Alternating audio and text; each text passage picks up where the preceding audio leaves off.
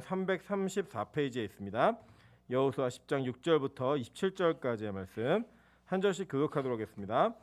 기브온 사람들이 길갈 진영에 사람을 보내어 여호수아에게 전하되 당신의 종들 돕기를 더디게 하지 마시고 속히 우리에게 올라와 우리를 구하소서. 산지에 거주하는 아모리 사람의 왕들이 다 모여 우리를 치나이다 하매 여호수아가 모든 군사와 용사와 더불어 길갈에서 올라가니라. 그때 여호와께서 여호수아에게 이르시되 그들을 두려워하지 말라. 내가 그들을 내 손에 넘겨주었으니 그들 중에서 한 사람도 너를 당할 자 없으리라 하신지라. 여호수아가 길갈에서 밤새도록 올라가 갑자기 그들에게 이르니 여호와께서 그들을 이스라엘 앞에서 패하게 하심으로 여호수아가 그들을 기브온에서 크게 살육하고 베토론에 올라가는 비탈에서 추격하여 아세가와 막게다까지 이르니라. 그들이 이스라엘 앞에서 도망하여 벳호론의 비탈에서 내려갈 때에 여호와께서 하늘에서 큰 우박덩이를 아세가에 이르기까지 내리심에 그들이 죽었으니 이스라엘 자손의 칼에 죽은 자보다 우박에 죽은 자가 더 많았더라. 여호와께서 아모리 사람을 이스라엘 자손에게 넘겨주시던 날에 여호수아가 여호와께 아뢰어 이스라엘의 목전에서 이르되 태양아 너는 기브온 위에 머물라. 달아 너도 야알론 골짜기에서 그리할지어다 하매 태양이 머물고 달이 멈추기를 백성이 그 대적에게 원수를 갚기까지 하였느니라.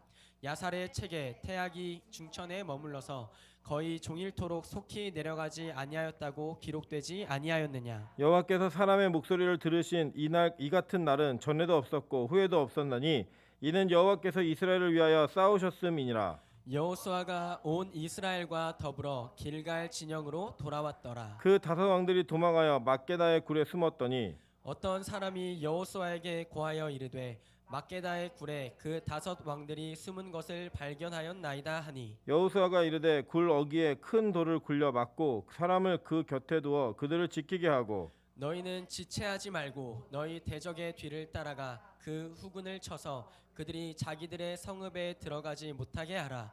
너희 하나님 여호와께서 그들을 너희 손에 넘겨주셨느니라 하고 여호수아와 이스라엘 자손이 그들을 크게 살육하여 거의 멸하였고 그 남은 몇 사람은 견고한 성들로 들어간 고로 모든 백성이 평안히 막게다 진영으로 돌아와 여호수아에게 이르렀더니 혀를 놀려 이스라엘 자손을 대적하는 자가 없었더라. 그때 여호수아가 이르되 굴 어귀를 열고 그 굴에서 그 다섯 왕들을 내게로 끌어내라 하매 그들이 그대로 하여 그 다섯 왕들 곧 예루살렘 왕과 헤브론 왕과 야르뭇 왕과 라기스 왕과 에글론 왕을 굴에서 그에게로 끌어내니라. 그 왕들을 여호수아에게로 끌어내매 여호수아가 이스라엘 모든 사람을 부르고 자기와 함께 갔던 지휘관들에게 이르되 가까이 와서 이 왕들의 목을 발로 밟으라 하매 그들이 가까이 가서 그들의 목을 밟으매 여호수아가 그들에게 이르되 두려워하지 말며 놀라지 말고 강하고 담대하라. 너희가 맞서서 싸우는 모든 대적에게 여호와께서 다 이와 같이 하시리라 하고 그 후에 여호수아가 그 왕들을 쳐 죽여 다섯 나무에 매달고 저녁까지 나무에 달린 채로 두었다가 합독합니다. 해질 때 여호수아가 명령하매 그들의 시체를 나무에서 내려 그들이 숨었던 굴 안에 던지고 굴 어귀를 큰 돌로 막았더니 오늘까지 그대로 있더라. 아멘. 네, 우리 주변에 있는 분들에게 그리고 가족분들에게 이렇게 한번 인사하도록 하겠습니다. 새해 복 많이 받으세요. 새해 복 많이 받으세요. 네, 우리 다시 한번 인사하겠습니다. 나보다 더 큰 복 받으세요. 네, 더 큰 복 받으세요. 네, 오늘 새해입니다. 우리 민족은 이제 이 구정이라고 하는 건 이제 원력의 기준해 가지고 지키는 명절인데 한때는 이제 나라가 신정을 이렇게 명절로 삼자 해서 많이 운동을 했었는데 안 바뀌는 바람에 다시 구정으로 돌아왔거든요. 그래서 실제로 이게 어르신들은 이제 올해를 이제 해가 바뀌는 띠도 이제 바뀌는 거죠. 소띠해가 이제부터 출생하는 애들이 소띠입니다. 오늘인가요? 맞죠? 내일인가요? 오늘이죠. 오늘 당일이죠. 오늘이. 예. 오늘부터 이제 소띠 애들이 출산합니다. 그래서 해가 바뀌는 새해의 은혜가 있음을 기억하시면서 또 이렇게 예배를 오늘도 제가 이렇게 교회를 오면서 몇몇 그 목사 친구들과 대화를 했는데 오늘도 예배 드리냐고 묻더라고요. 그래서 야, 우리 그 친구 목사들보다 우리 성도들이 믿음이 더 좋구나. 우리 성도들은 한 분도 오늘 예배 드리냐고 물었던 분들이 안 계시거든요. 우리 교육자들이 작년에는 명절 때 예배 드리냐고 물어봤는데 올해는 안 물어보더라고요. 당연히 그냥 예배 드리는 교회다 이렇게 알고 있으니까 여러분 우리 교회가 그 대한민국의 명절에도 예배드리고 있는 교회임을 기억하시고, 지금 온라인에 몇 분이 함께 계신지는 잘 모르겠지만 이 함께하는 은혜 가운데 예배하는 것이 참 큰 축복임을 기억하시는 그런 명절이 되었으면 좋겠습니다. 더불어 이번에 참 고향에 많은 분들이 내려가지 못하고 또 그래서 많은 아픔들과 아쉬움들이 있으실 것 같습니다. 그런데 사실 이번 명절을 통해서 대한민국의 제사 문화가 사라질 수 있게 해달라고 좀 많이 기도해 주셨으면 좋겠습니다. 우리 그 사실은 인간적으로도 참 힘들고 영적으로는 너무 안 좋은 이 제사 문화가 완벽하게 사라지는 계기가 될 수 있게 해달라고. 사실 많이 없어졌을 거예요. 안 드려도 아무 이상 없구나 뭐 이런 것들을 발견할 수 있기 때문에 그것이 사라질 수 있는 은혜가 있게 해달라고 기도해 주셨으면 좋겠습니다. 네, 오늘은 나는 자 위에 붙어 다니는 자라는 제목으로 하나님 말씀 증거하도록 하겠습니다. 원래 오늘은 제가 그 몇몇 분들도 궁금해 하시기도 하고 그래서 이 요단강을 건너는 모세와 건너지 못하는 모세와 요단강을 건너는 여호수아를 가지고 복음의 비밀을 좀 설명하려고 했었는데 이 와가지고 설교 내용들을 좀 준비하다가 오늘 명절이고 또 이 영적 싸움이 있는 시기에 우리가 이런 영적 싸움에 대한 내용들을 좀 같이 말씀을 나누고 기도했으면 좋겠다라는 그런 소원함을 가지고 본문을 바꾸었습니다.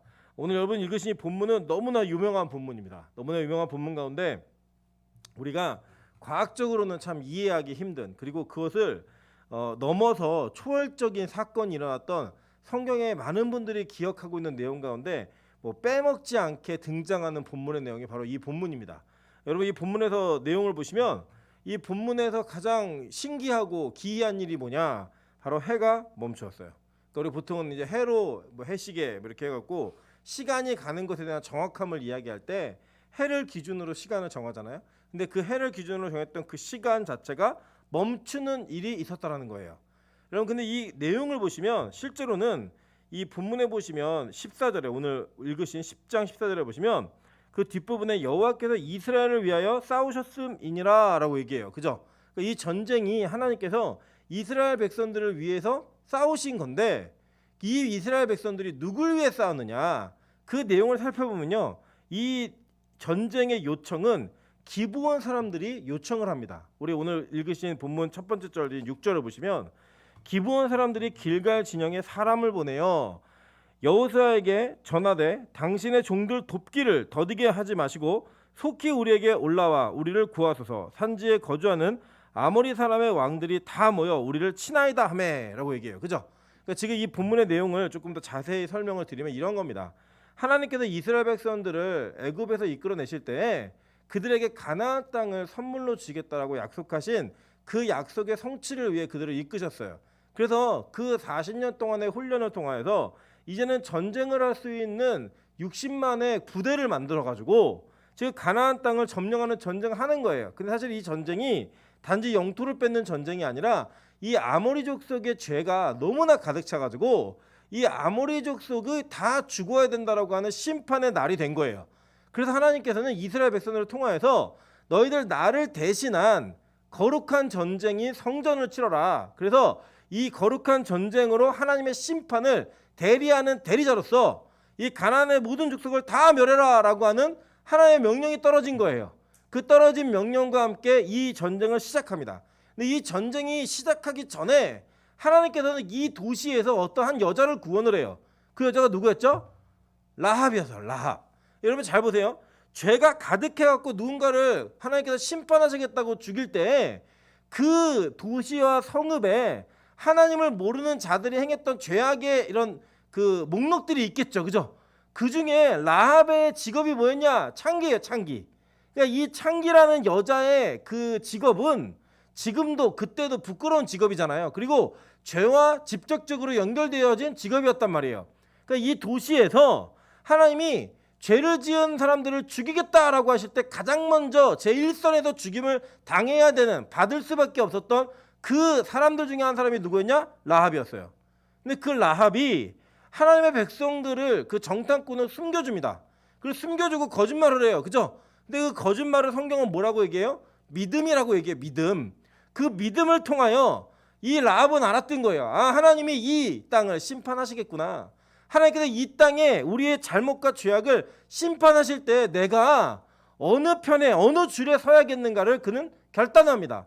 그 결단을 통해서 그가 했던 일이 뭐냐면 자기의 나라를 팔아먹은 거예요. 여러분들 그 나라가 건강한 정상적인 나라가 아니라 어떤 나라였다고요? 심판을 받아 멸절돼야 되는 이 세상의 나라였다라는 거예요. 그러니까 이 세상의 나라를 포기하고 하나님의 나라를 선택을 한 거예요.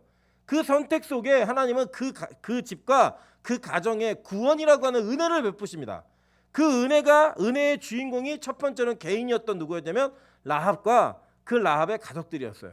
근데 이 소식이 전해지고 난 이후에 이 백성들이 들어와 가지고 여리고를 무너뜨리죠. 그죠? 여리고를 무너뜨리고 아이성을 무너뜨렸을 때 이 가나안에 있었던 한 도시에 이름의 명칭이 뭐였냐면 기브온이라고 하는 명칭을 가진 도시가 있었습니다. 근데 이 기브온이라고 하는 이 땅은요, 굉장히 큰 땅이었어요. 큰 성읍이었어요.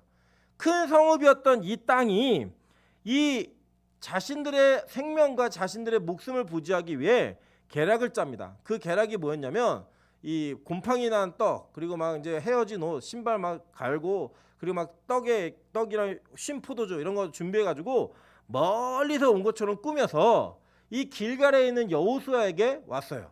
와가지고 야, 우리가 멀리서 사는 이방 민족들인데 내가 보니까 하나님이 너희 나라를 강하게 하시고 이 땅을 다 멸절하게 하실 때 우리를 좀 잘 지내고 화평하면서 잘 지내자, 살려줘, 죽이지 마라고 해요.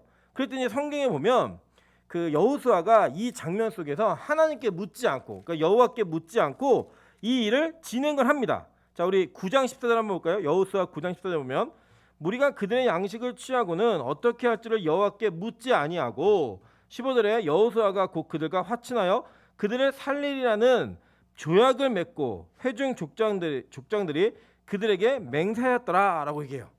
그러니까 이 뒤에 사흘 뒤에 이제 16절 보면 그들과 조약을 맺은 후 사흘이 지나서야 그들이 이웃에서 각 자기들 중에 거주하는 자들이라 함을 들으니라라고 얘기해요. 그러니까 3일이 지나서 사실 우리 바로 옆에 사는 애들이야라고 얘기해요. 실제로 그 지도를 보시면 제가 오늘은 지도를 하나 준비했는데 보이시나요? 지도 보여줄 수 있나요? 네, 안 보이시나요? 잘?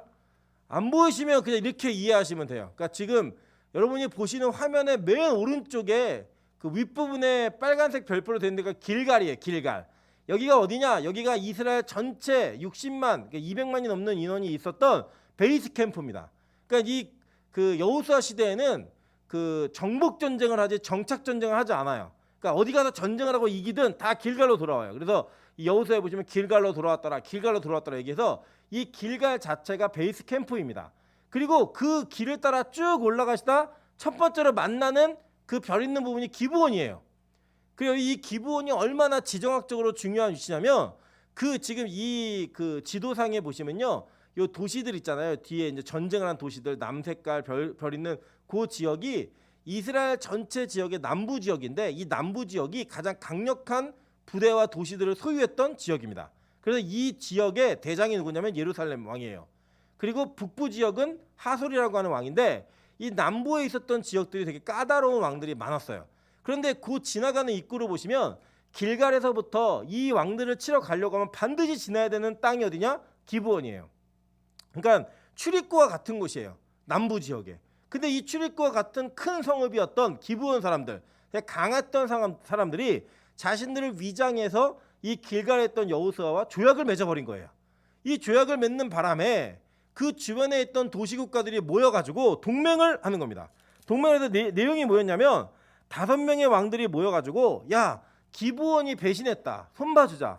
기브온이 뺏기면 우리 입구가 막히는 거야. 우리 입구가 완전히 봉쇄되는 거야. 그러니까 무조건 기브온은 수복해야 돼 라는 마음으로 올라오고 있는 그 속에 기브온 사람들이 가서 도움을 청하는 겁니다. 우리 좀 살려줘 라고 얘기하는 거예요. 우리 좀 살려줘. 여러분, 저는 이 장면 속에서 우리가 한 가지를 좀 깨달아야 되는 내용이 있다고 하는 것입니다. 여러분 잘 보세요. 하나님은요, 우리의 머리털까지도 세시는 분이에요. 그죠? 그렇다면 하나님이 이 기브온 백성들이 여호수아를 속이고 조약을 맺으려고 할 때에 하나님이 이것을 막아야 된다라고 하는 하나님의 절대적 의지가 있으셨다면 막았을까요? 안 막았을까요? 100% 막았어요. 100%. 그럼에도 불구하고 하나님은 그들의 조약을 맺는 그 인준 장면을 막지 않고 허용하셨다라는 거예요. 그럼 이것은 어떤 걸 의미하느냐? 하나님께서 하나님의 뜻과 계획 가운데 이 망해야 되는, 멸절당해야 되는 아모리 족속 가운데 기브온이라고 하는 족속을 구원하시기로 작정하신 거예요. 그래서 그들은 바로 심판의 앞에서 하나님의 능력과 은혜를 경험하며 그들이 하나님 앞에 돌아오는 역사가 있었다라는 거예요. 그것을 성경은 뭐라고 얘기하냐면 하나님의 예정하심이라고 얘기하는 거예요. 여러분, 이 장면은요, 어떤 한 사람과 한 민족의 지혜로운 눈속임을 통하여 그 민족이 구원받았다라고 하는 인간적인 교훈이 절대 아닙니다. 하나님은 우리의 죄악을 속속들이 다 아시는 분이고 우리의 모든 지혜와 모든 계략을 짜낸다 할지라도 하나님을 속일 수 있다 없다? 절대 없다는 거예요. 근데 하나님께서는요, 그 기브온 족속을 살리시기로 작정하셨습니다. 그래서 이 언약과 이 내용들을 허락하신 거예요. 여러분, 제가 이 땅을 살다 보면 짧은 목회 경력 가운데 아주 드라마틱한 구원의 은혜와 역사들을 많이 경험하게 됩니다. 그 중에 가장 드라마틱한 구원이라고 한다면 바로 뭐냐? 죽음 직전에 받는 구원일 것입니다. 그래서 사실 우리가 그 농담 삼아 자꾸 얘기하는 것 중에 하나가 뭐냐면 우리의 진정한 롤모델이 누구냐면 오른편에 있는 강도. 뭐였죠? 평생 자기 맘대로 살고 자기 뜻대로 살다가 마지막 피를 흘려가면서 죽기 바로 몇 시간 전에 예수 그리스도를 영접함으로 말미암아 구원받은 자. 와, 얼마나 멋져요, 그죠? 여러분도 이 세상을 여러분 마음대로 살다가 마지막 죽기 직전에 영접하고 천국에만 갈 수 있다면 여러분 그것보다 괜찮은 인생이 어디 있겠습니까?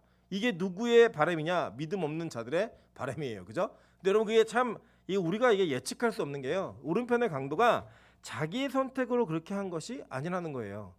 그 오른편의 강도 역시 하나님의 구원의 계획 속에 그렇게 구원받기로 작정된 자였다라고 하는 것입니다.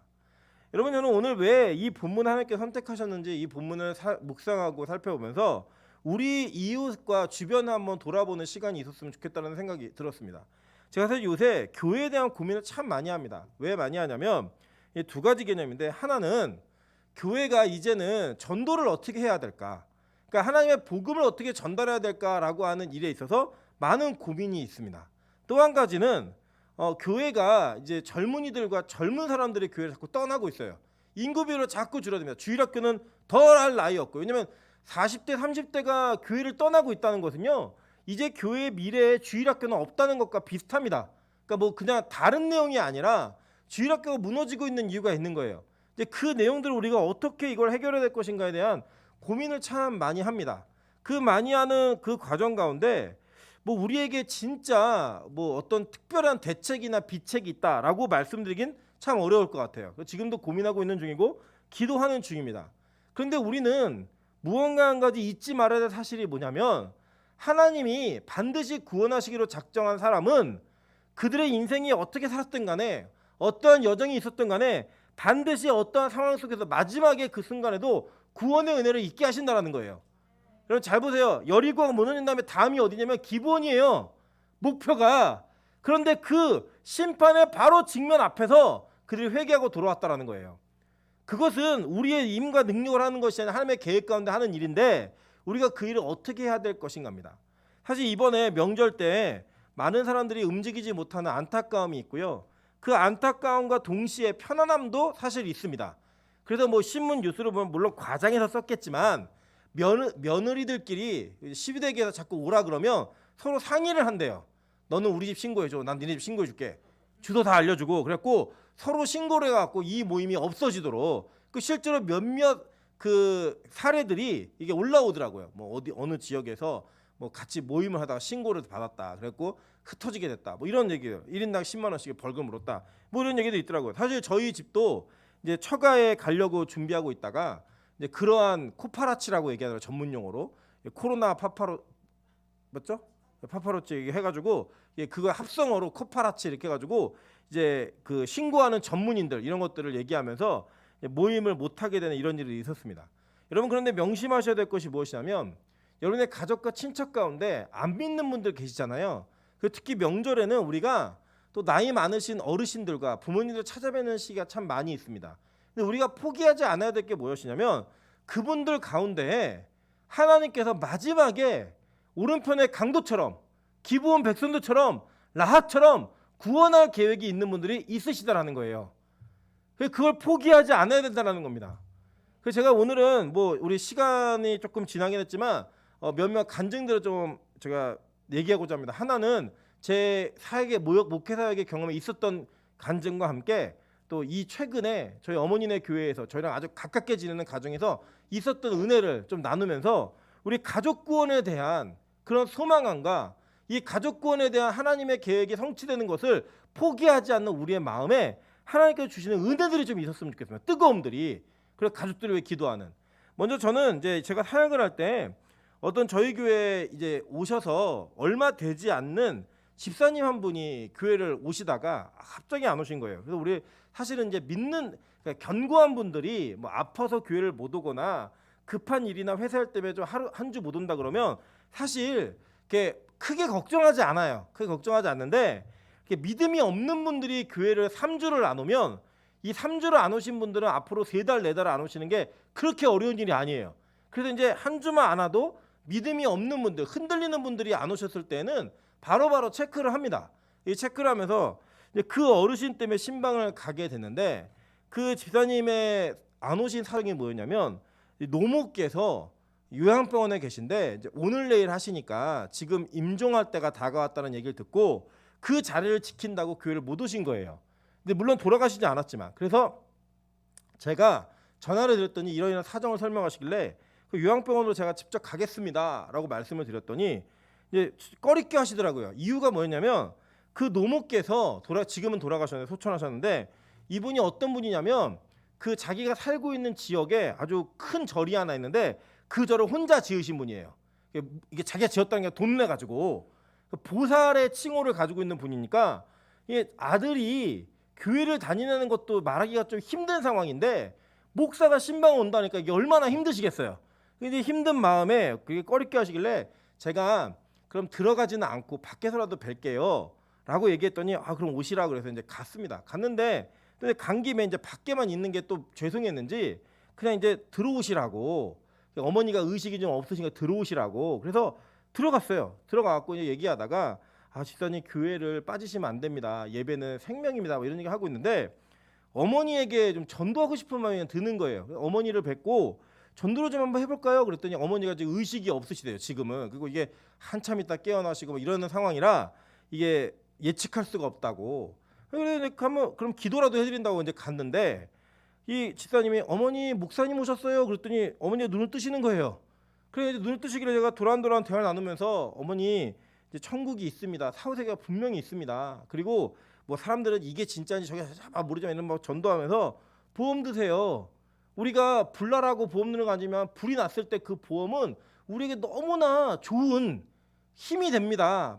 만약에 죽고 난 이후에 진짜 천국과 지옥이 있다면 어머니 보험 드시는 게 절대 아깝지 않다고 보험 들으시라고 라고 하는 내용으로 복음을 전했더니 어머니가 예수를 믿겠다는 거예요. 그래서 이제 거기서 영접 기도를 하고 영접 기도를 한 다음에 세례를 줬으면 좋겠다라는 의견이 막 있어가지고 그럼 세례를 드리자고 그래서 이제 옷이랑 이런 것들을 챙겨오는 와중에 어머니가 또 의식불명의 상태로 들어가신 거예요. 그러니까 이제 다 준비하고 왔는데 어머니가 안 깨어나시니까 이거 어떻게 해야 되냐라는 고민이 있었습니다.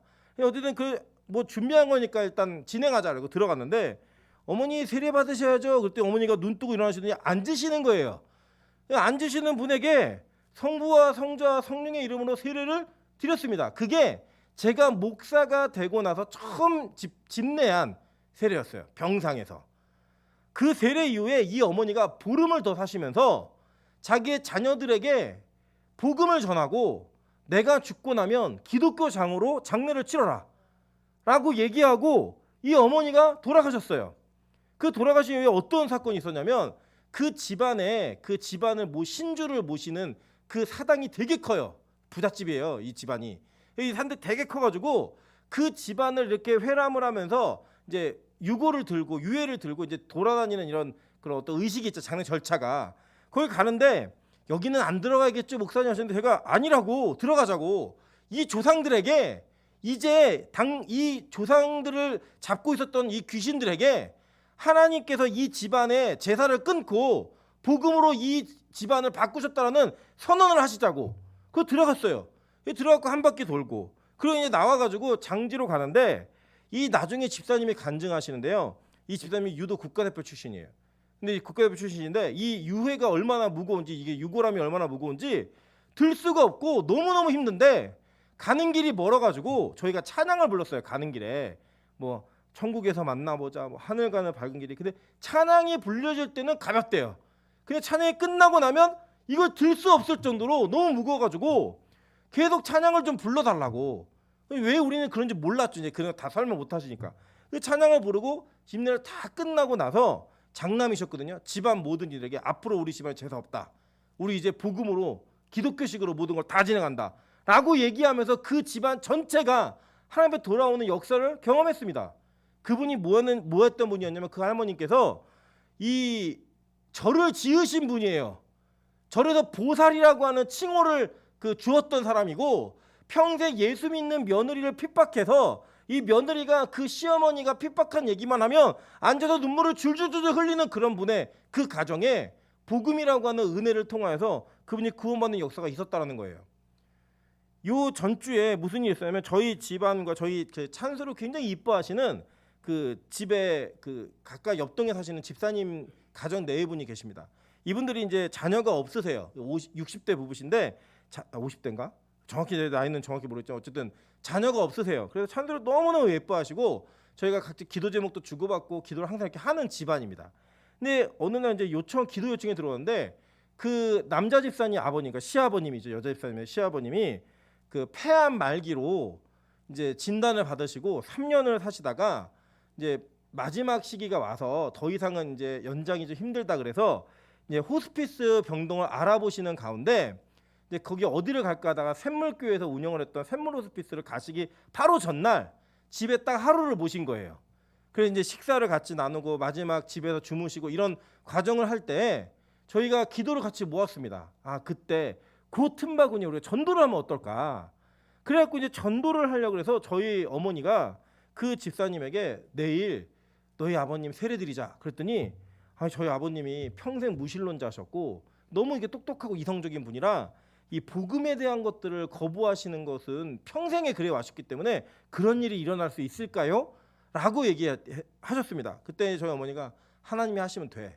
그래서 이제 저희가 준비를 하고 간 거예요. 그래서 저희 아내하고 저하고 이제 그 집사님 네 분이 섬기시는 교회 목사님 네 분하고 이제 하늘문에 개척한 푸른 교회라고 하는 그 교회 목사님 네 분하고 목사님하고 전도사님하고 같이 이제 그 집을 간 거예요.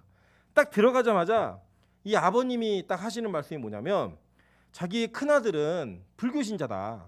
그 둘째가 이제 예수를 믿는다. 그래서 나는 어느 아들의 편을 들을 수도 없고 나를 5년 동안 전도했던 목사가 어르신 5년 내내 무신론을 그렇게 지키는 게 대단하시다고 나한테 그렇게 얘기하고 그 사람도 두 손도 다 들었다. 이 얘기를 아주 정중하게 하시는 거예요. 그게 무슨 얘기예요? 니들이 무슨 얘기해도 난 안 믿어. 이 얘기잖아요. 그죠? 할 수 없다. 그래갖고 이제 그 앉아 있는데 거기에 앉아 계시던 우리 그 신기영 목사님이 그 어르신에게 전도를 하는데 똑같이 전도하시는 거예요. 보험 들으시라고. 하긴 보험 팔러 왔다고. 그러면서 이 보험, 영적인 보험 얘기를 쭉 하셔서 얘기를 하시고 어떻게 우리 아버님 보험 한번 사시겠냐고 예수 영접 하시겠냐고 그랬더니 하시겠다는 거예요. 그래서 그때부터 이 어르신이 나는 죄인이라는 고백을 하시고 그분이 눈물을 흘리시는 거예요.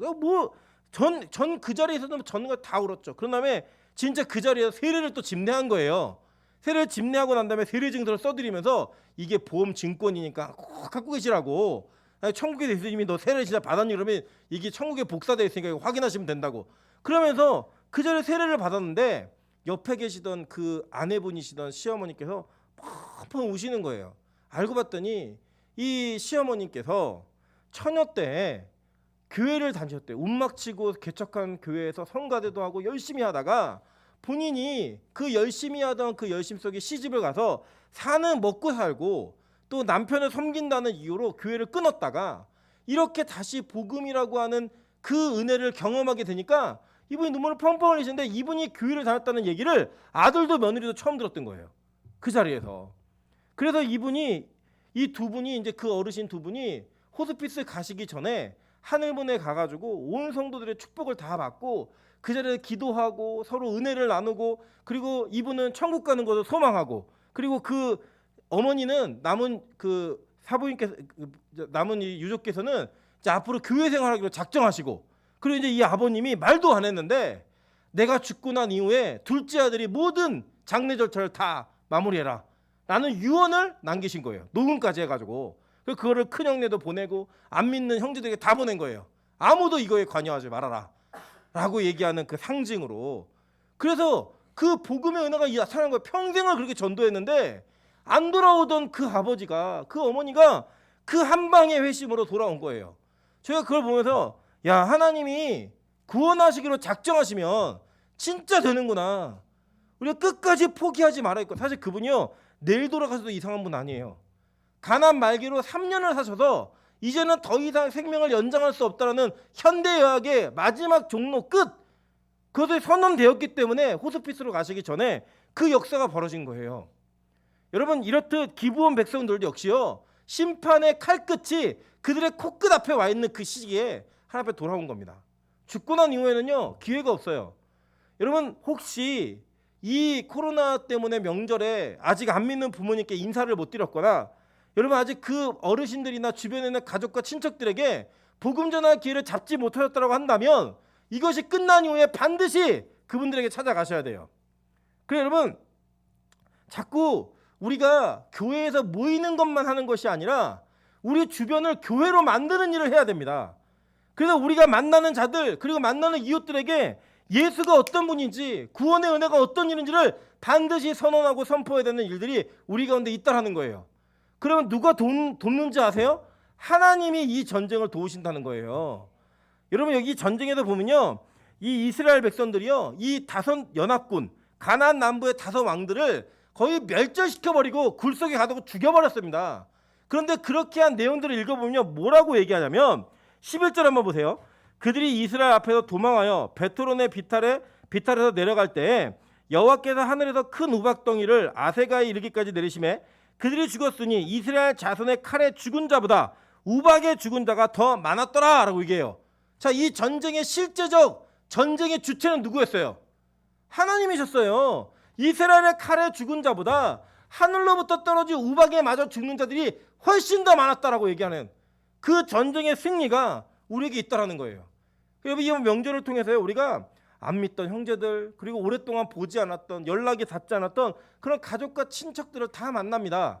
그리고 그들과 연락을 해요. 우리 뭐 보통 보면은, 저도 언제 오늘 막 뭐 제자들이 좀 있잖아요. 제자들이 있는데 뭐 5년 만에, 4년 만에, 1년 만에 명절 때만 연락하는 애들도 있어요.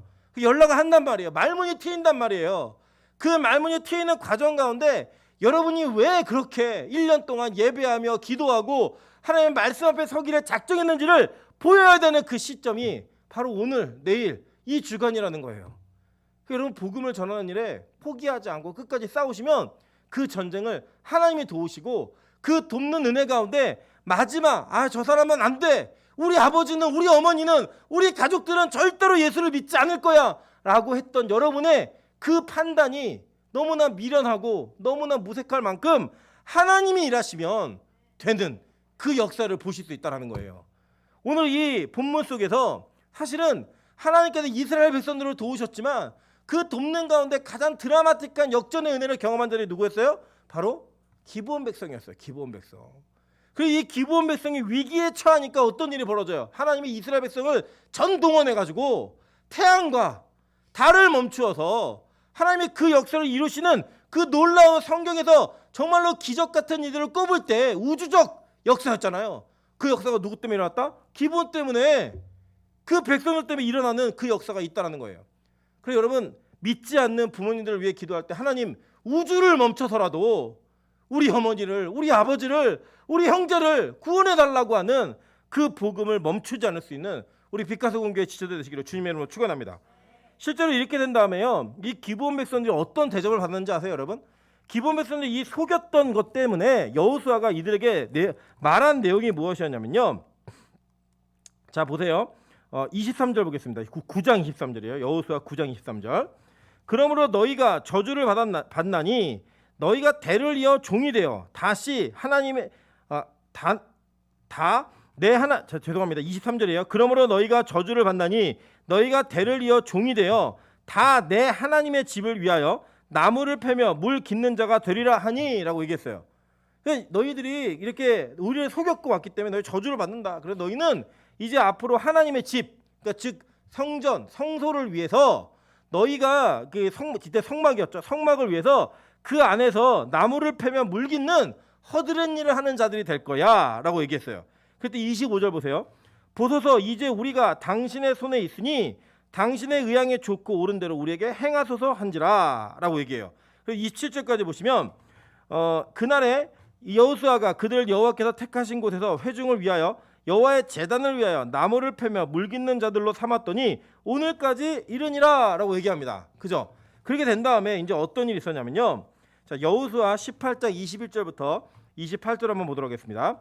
베냐민 자손의 지파가 그들의 가족대로 받은 성읍들은 여리고와 벳호글라와 에멕 그시스와 벳 아라바와 스마라임과 베델과 아임과 바라와 오브라와 그발 암모니와 오브니와 게반이 12성읍과 또 그 마을들이며 기브온과 라마와 부에롯과 미스베와 그비라와 모사와 레겐과 이르부엘과 다날라와 셀라와 엘렙과 여부스 곧 예루살렘과 기브앗과 기라디니 이는 14성읍이요 또 그 마을들이라. 이는 베냐민 자손들이 그들의 가족대로 받은 기업이었더라라고 얘기해요. 이제 이 기브온이라고 하는 지역이 어디에 편입이 되어버려요?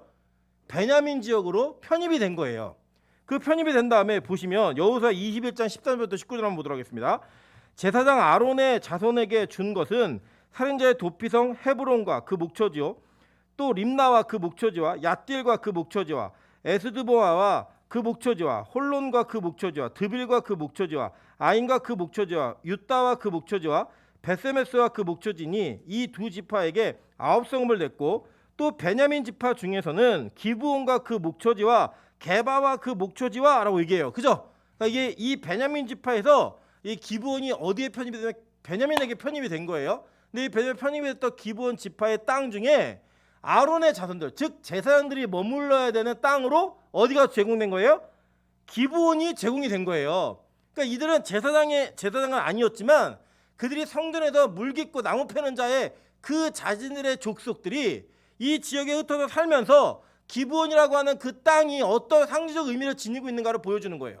즉 그들은 이방 민족이었고 이스라엘 백성이 아니었지만 하나님의 전을 섬기는 그 백성으로 편입이 되어서 자신들의 기업과 자신들의 이름이 그 하나님을 예배하는 자들의 목록 가운데 들어간 거예요. 그것만으로 그냥 만족하며 살았다고 얘기하는 거예요. 그런데 사무엘하 21장 1절부터 6절에 보면 엄청난 사건 하나가 벌어집니다.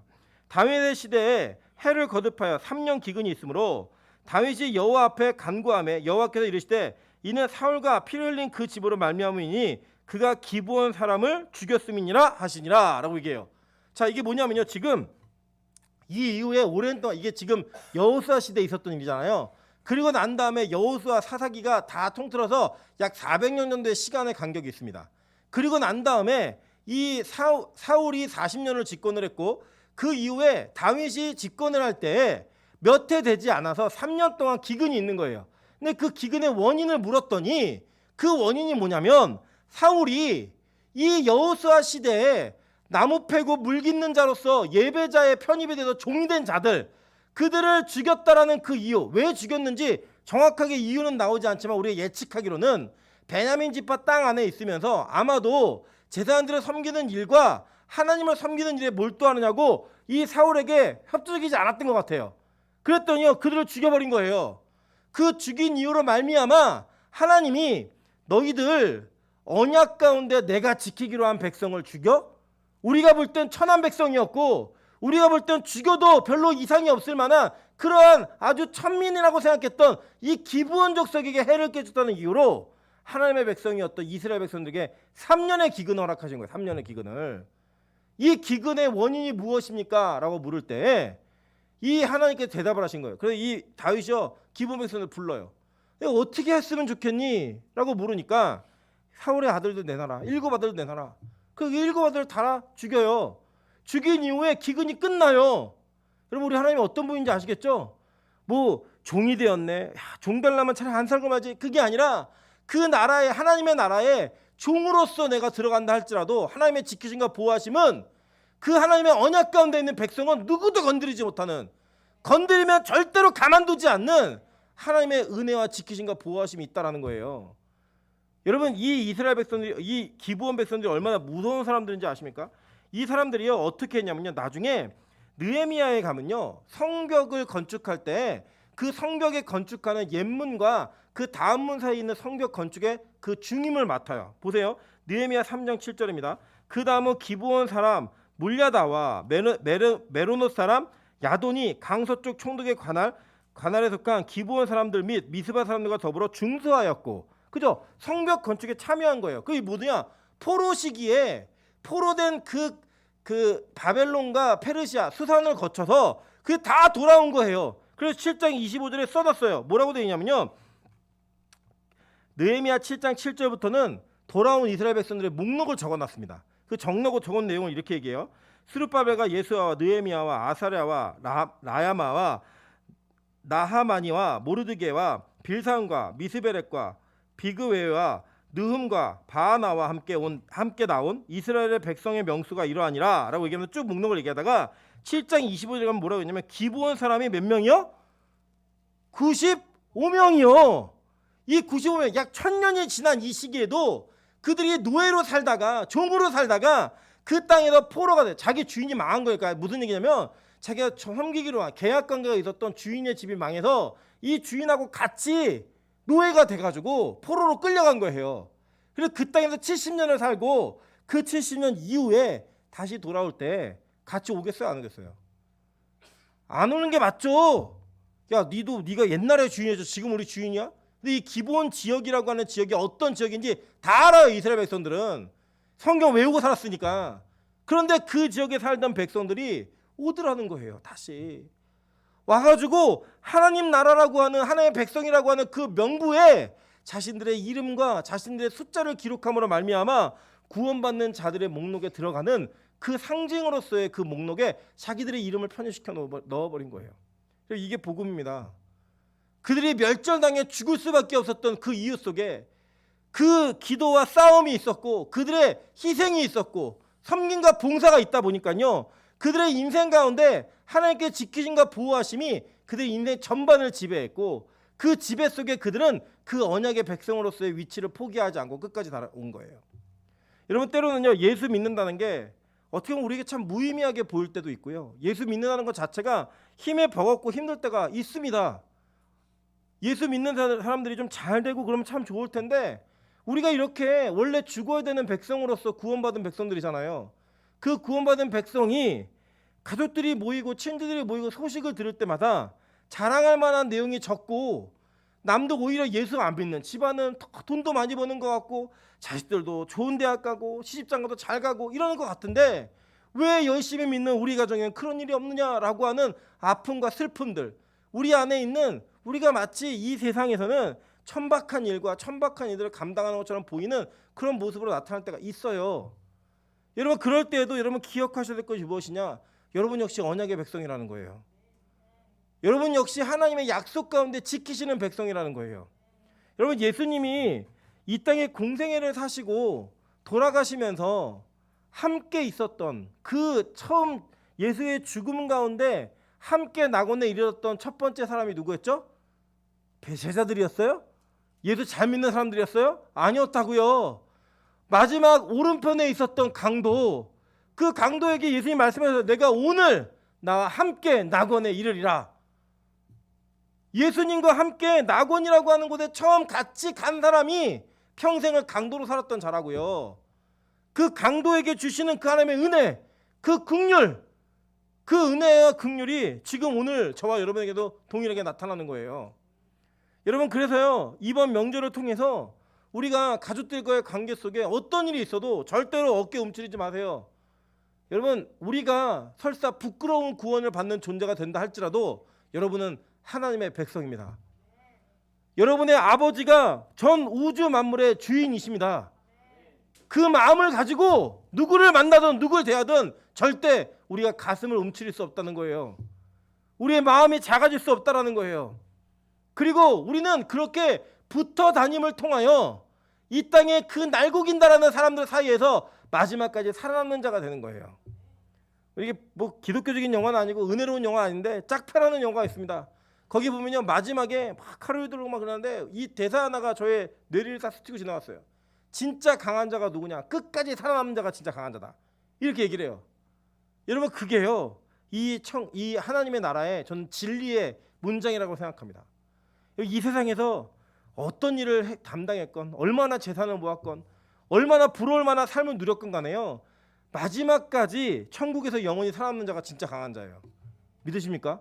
그럼 우리가 이 땅에서 막 허약하고 힘들고 막 이렇게 천박한 것 같고 아무것도 없는 것 같고 가진 것이 없는 것 같지만 마지막에 우리가 그것을 붙들고 나아가면서 그 붙듦 속에서 천국이 임할 때 하나님의 나라가 진짜 이 땅에 그냥 오게 될 때에 그 오는 나라를 통하여 임지하는 재림의 역사의 순간을 통하여 여러분이 진짜 강한 자임을 증명하는 은혜가 있게 될 것입니다. 우리는 그걸 위해 사는 거예요. 그걸 위해 오늘도 예배하시는 거예요.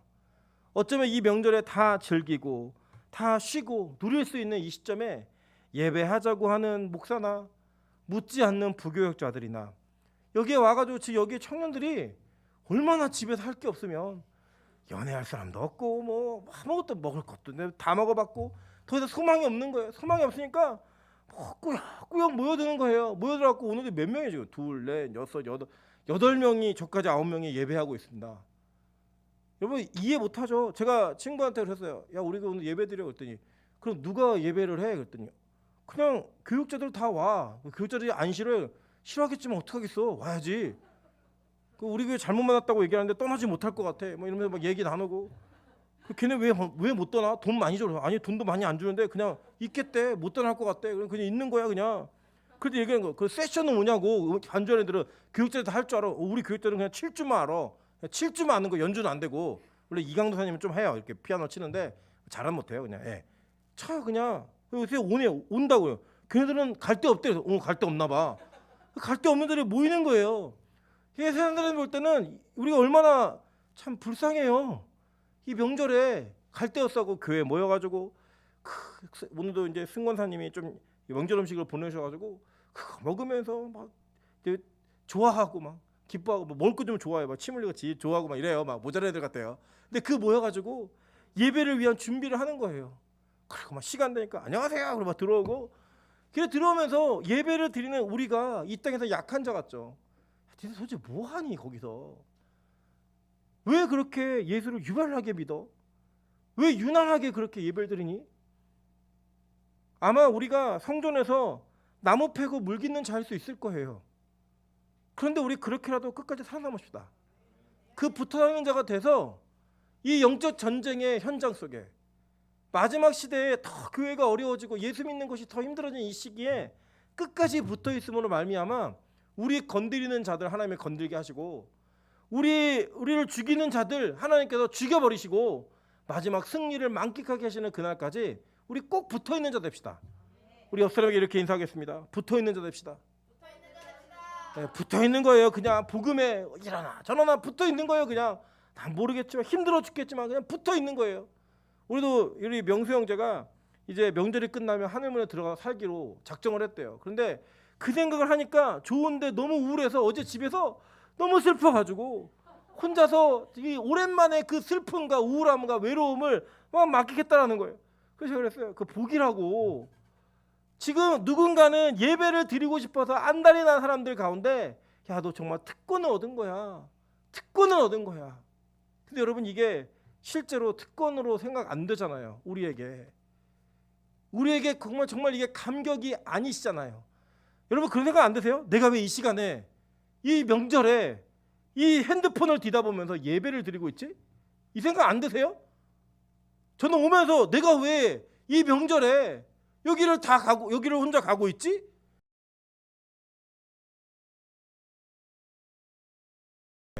저는 전도사들보다는 나아요. 우리 막 이강도사는 자기 얘기하면서 울고 막 자기 이제 이 복음 갈래니까 너무 힘든 거죠.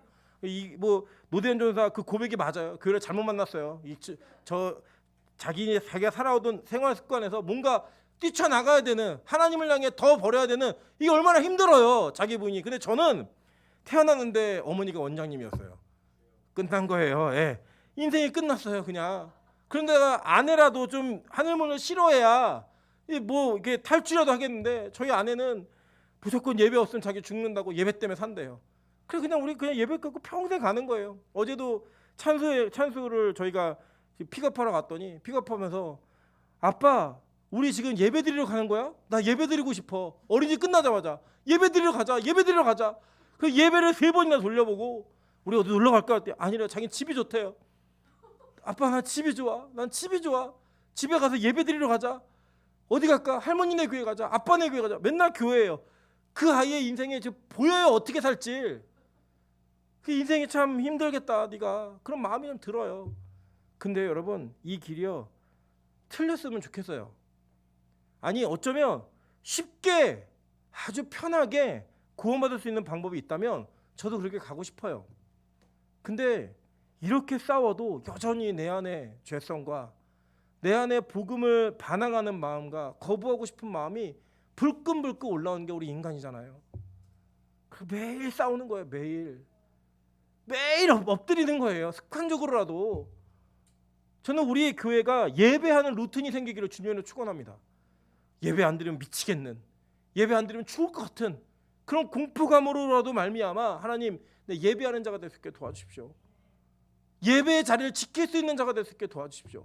하나님 주님께 꼭 붙어 있어갖고 내가 이 세상 나는 놈들보다 붙어있는 놈이 얼마나 센지를 보여줄 수 있는 은혜의 사람이 될 수 있게 도와달라고 그런 기브온 백성들처럼 살아갈 수 있는 우리 모두가 되시기를 주님의 이름으로 축원합니다. 이 시간 같이 한번 우리 찬양하면서 기도하도록 하겠습니다. 오늘은 뭐 길게 기도 안 합니다. 오늘은 우리 말씀을 붙들고 하나님 내가 마귀들과 싸울지라 죄악벗은 형제여 담대하게 싸울지라 악한 적병과 심판날과 멸망의 날 내가 섰는 눈앞에 곧 다가오리라. 영광 돌리고요. 진짜 한번 힘차고 굵고 짧게 기도하고 우리 가정을 위해서 또 주변에 있는 이웃들을 위해서 복음 전해야 되는 심판에 직면하고 있는 우리의 가족들을 위해서 기도하는 시간 한번 딱 그거 한번 하고 또 하나는 하나님 내가 끝까지 이 기브온 백성들처럼 붙어있는 자 될 수 있게 도와달라고. 그래서 천국의 그 복음의 나팔 소리가 울려지는 그날 탈락되지 않는 은혜가 있게 도와달라고. 이 두 가지만 따놓고 기도하도록 하겠습니다.